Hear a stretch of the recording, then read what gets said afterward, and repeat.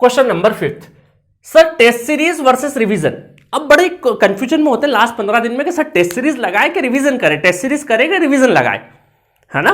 तो आपको मैं बताता हूं कि 10 से 15 दिन आपके पास है थोड़ी देर के लिए, ऐसा मानते हैं हम लोग। मानते क्या है ही 10 से 15 दिन इंस्ट्रूमेंटेशन के लिए 10 और जीसी और डबल ई के लिए 15 दिन बाकी है।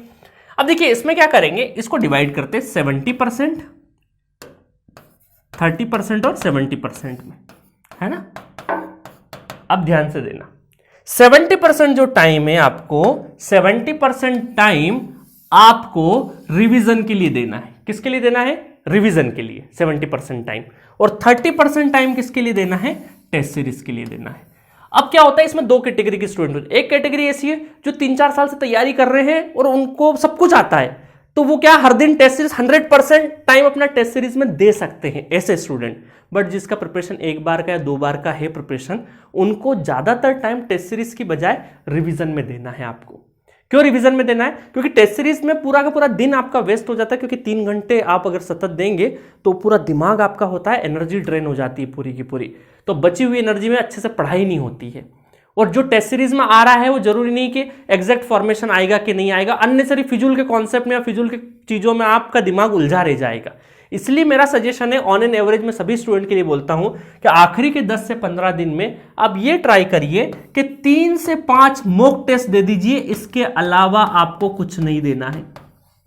ठीक है, क्या करेंगे आप? ऑन एन एवरेज में सभी के लिए बात कर रहा हूं, 3 से 5 मॉक टेस्ट दे दीजिए 15 दिन के अंदर या 10 दिन के अंदर 3 से 5 मॉक टेस्ट दे दीजिए। बचा हुआ टाइम है ना, 10 दिन वालों को मैं बोलूंगा 3 टेस्ट दे दो मॉक, और 15 दिन जिनके बाकी है वो 5 मॉक टेस्ट दे दे।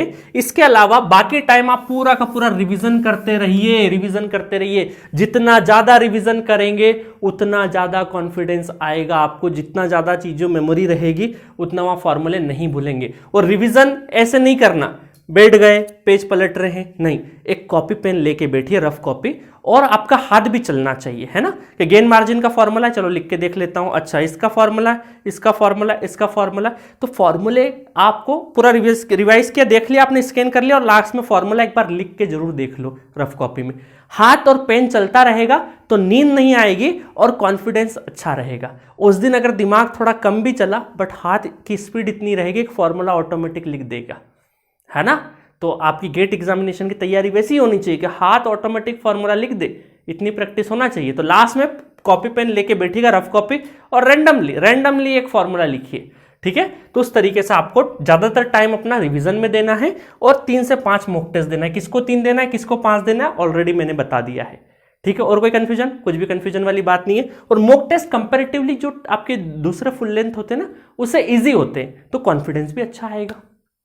चलो नेक्स्ट क्वेश्चन की तरफ बढ़ते हैं।